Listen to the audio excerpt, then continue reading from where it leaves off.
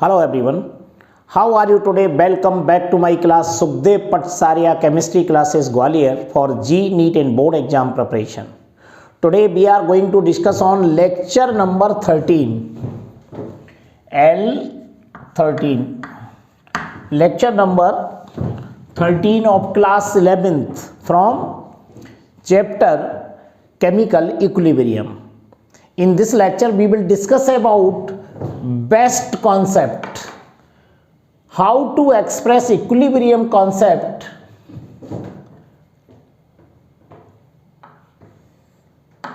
Kp and degree of dissociation X or alpha for formation of ammonia. This lecture is very important for those students who are preparing for G or NEET with 12th class. So let's start without delay. What kindly request to you, please like, share and subscribe my channel. और चलिए आज के इस lecture number 13 में मैं आपको बड़े simple तरीके से आज अमोनिया का फॉर्मेशन करके दिखाता हूं और उससे इक्विलिब्रियम कॉन्सेप्ट Kp और डिग्री ऑफ डिसोसिएशन X कैसे निकालेंगे, फिर से हम पिछले लेक्चर की तरह इसको और सरल करने की कोशिश करेंगे। तो चलिए सबसे पहले मैं एक रिएक्शन लिख रहा हूं यहां पर N2 plus 3H2 gives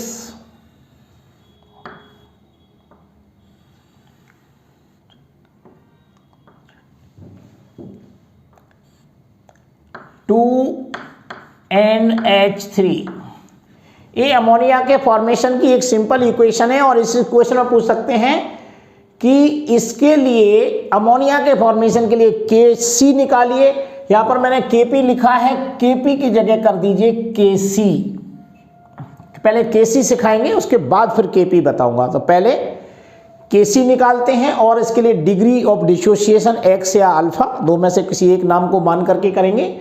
दोनों का एक्सप्रेशन या दोनों का डेरिवेशन सॉल्व करेंगे।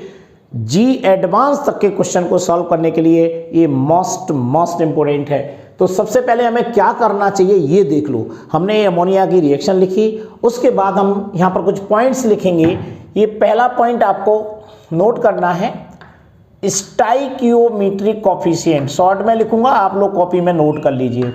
स्टाइकियोमेट्रिक कोफिशिएंट क्या होता है, जो यहाँ पर बैलेंस्ड इक्वेशन में जो नंबर ऑफ मोल्स पहले लिखे रहते हैं इसी को लिखा जाता है स्टाइकियोमेट्रिक कोफिशिएंट के फॉर्म में। तो देखिए यहाँ पर ये 1 मोल है, ये 3 मोल है, ये 2 मोल है। ये हमारा हो गया स्टाइकियोमेट्रिक कोफिशिएंट, ये लिख लिया हमने।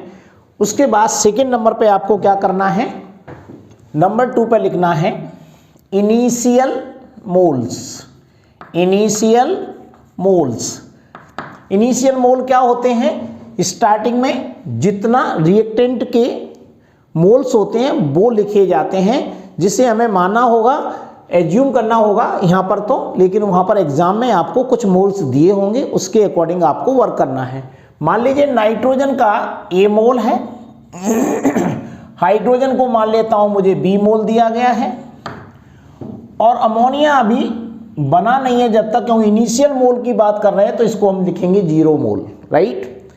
थर्ड नंबर की वैल्यू आपको सिखाएगी मोल्स एट इक्विलिब्रियम, उल्टा करके लिख दिया। जो इनिशियल मोल है ये मोल्स एट इक्विलिब्रियम, ई लिख दीजिए, मोल्स एट इक्विलिब्रियम। इक्विलिब्रियम यानी रिएक्शन रिवर्सिबल आप देख रहे हैं, क्लोज कंटेनर के अंदर होती है। जैसे ही N2 और H2 की रिएक्शन होगी अमोनिया बनना स्टार्ट हो जाएगा। जैसे ही इक्विलिब्रियम की कंडीशन आएगी तो अमोनिया फिर से नाइट्रोजन या हाइड्रोजन में कन्वर्जन होने लगेगा। तो यहाँ पर मोल्स एट इक्विलिब्रियम क्या होता है, कैसे लिखा जाता है, जरा ये सीख लीजिए। देखिए ये है 1 मोल, राइट, और ये है A मोल। तो यहाँ पर मैं लिखूंगा A माइनस X। ये भी मैंने मानी हुई वैल्यू लिखी है X की। A में से कितना मोल कम हो गया, तो इसमें से x मोल कम हो जाता है। जितना यहाँ पर स्टाइकियोमेट्रिक कोफिशिएंट लिखा हुआ है उतने x हम यहाँ पर कम कर देते हैं। ये आपके लिए बेस्ट कॉन्सेप्ट है, आप इसको चेंज नहीं करना है। कोई भी रिएक्शन सॉल्व करना है तो आपका पैटर्न यही यूज करना पड़ेगा, वरना आंसर कभी नहीं निकलेगा। दूसरी बात आती है, अब मैंने b की कंडीशन क्या होगी, b को मैं लिखूंगा b माइनस इसमें से कितना x कम होगा, क्योंकि ये 3 मोल है तो यहां पर मैं लिखूंगा 3x, b माइनस 3x। और ये कितना मोल है, ये 2 लिखा हुआ है तो यहां पर मैं लिखूंगा 2x। ये है इसका लिखने का तरीका, रिएक्टेंट और प्रोडक्ट का अलग अलग तरीके से। ये प्रोसेस अगर आप सीखते हैं तो आपको ये रिएक्शंस बहुत सरल हो जाएंगी और टफ से टफ न्यूमेरिकल आप निकाल पाएंगे, राइट। अब मैं आगे चलता हूं। अगली कंडीशन में मुझे 4 नंबर पर इसे एक्टिव मास के फॉर्म में लिखना है। एक्टिव मास, एक्टिव मास क्या होता है, एक्टिव मास होता है number of moles of solute upon volume of solution in litre, ऐसे बोला जाता है, जैसे मोलरिटी को बोला जाता है। तो यहाँ पर ये नंबर ऑफ मोल्स ही हैं ए वाले, और वॉल्यूम नीचे लिख देंगे, जो भी दिया होगा अपन को तो यहाँ से b से रिप्रेजेंट करना है। तो एक्टिव मास लिखा जाएगा a minus x upon v, ऐसे लिखा जाता है। इसको लिखेंगे b minus 3x upon we, और इसको लिखेंगे 2x अपॉन वी। ये हमारा एक्टिव मास हो गया। किसका एक्टिव मास ऐसे पूछा जाएगा तो ये नाइट्रोजन का एक्टिव मास है, ये हाइड्रोजन का एक्टिव मास है और ये अमोनिया का एक्टिव मास है। इन वैल्यूज को रखने के बाद हम आगे बढ़ते हैं। अब 5th नंबर के पॉइंट में आपको ज़्यादा मेहनत नहीं करना है। सबसे स्टार्टिंग के 2 वीडियोज अगर आपने देखे हैं तो उसमें मैंने आपको लिखाया है लॉ ऑफ मास एक्शन कैसे अप्लाई करते हैं। तो यहाँ पर मैं करूँगा applying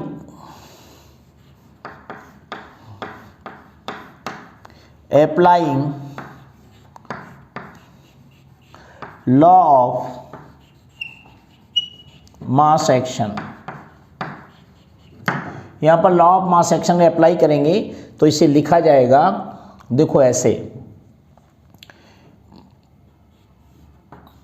Kc is equal to, ये है हमारा अमोनिया यानी प्रोडक्ट, तो इसको लिखेंगे NH3, यानी एक्टिव मास के फॉर्म में लिखेंगे NH3 को। ऐसे एक्टिव मास के फॉर्म में ब्रैकेट लगाया जाता है, एक्टिव मास ऑफ अमोनिया, और ये मोल्स को यहाँ पर पावर में लिख देते हैं जो स्टाइकियोमेट्रिक कोफिशिएंट है। ये आ गया अमोनिया। अब नीचे क्या आएगा, यहाँ पर एक लाइन खींचेंगे,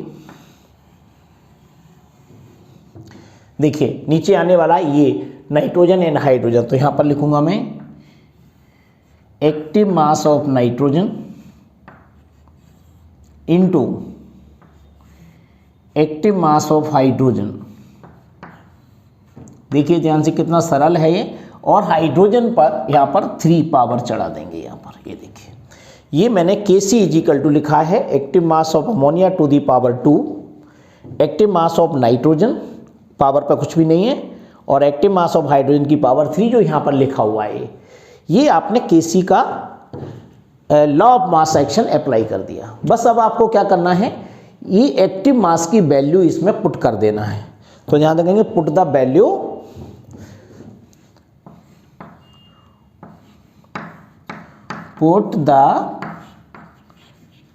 वैल्यू ऑफ एक्टिव मास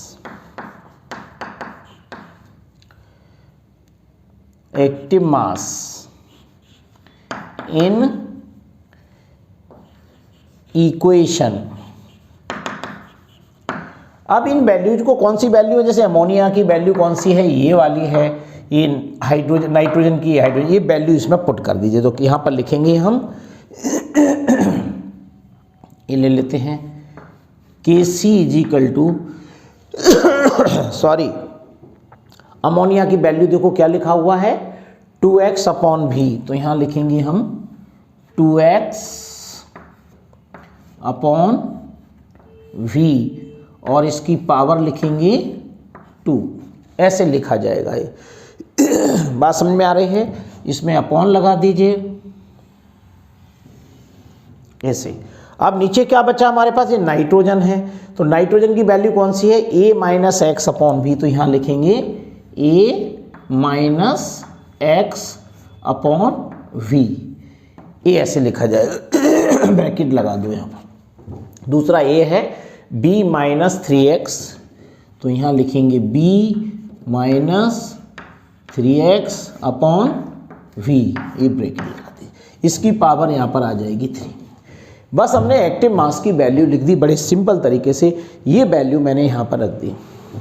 अब क्या करना है, हम इसको सॉल्व कर लेते हैं, सिंपल बना देते हैं इक्वेशन को। मैथमेटिकल थोड़ा सा इक्वेशन है, इसको आगे बढ़ाते हैं। देखिए यहाँ पर सॉरी, ये रहा हमारा Kc इज इक्वल टू, ये ऊपर क्या है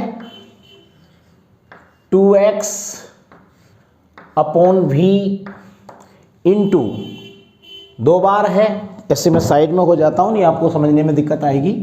और फिर यहाँ पर लिखूंगा 2x अपॉन वी इंटू, अब मैं नीचे वाली जो वैल्यूज है उसे ऊपर ले जाऊंगा, तो ये हो जाएगा v upon a minus x into, इसको भी पलट देते हैं, ये क्या हो जाएगा, ये भी हो जाएगा v अपॉन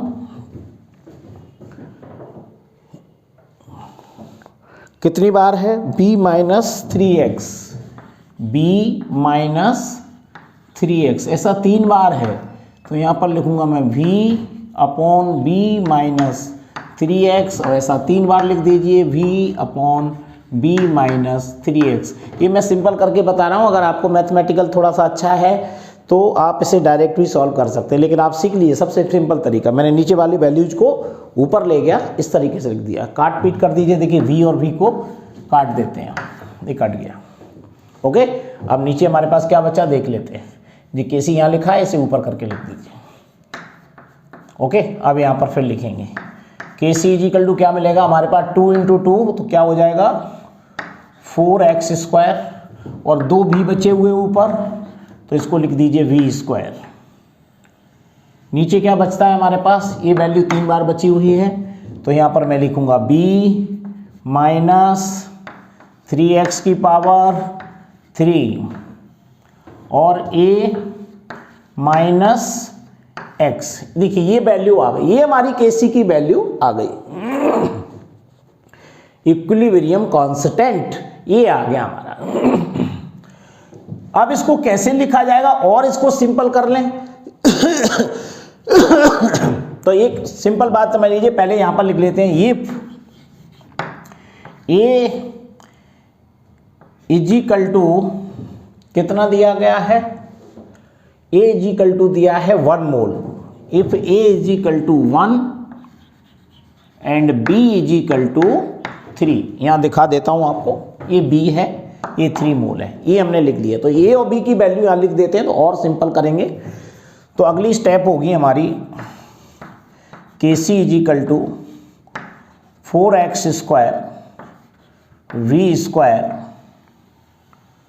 अपॉन b की जगह क्या लिखूंगा मैं 3 माइनस 3x की पावर 3, और a की जगह लिखूंगा 1 माइनस x। देखिए और सिंपल कर दिया ये वैल्यूज को, इसको मैं और सिंपल बना लेते हैं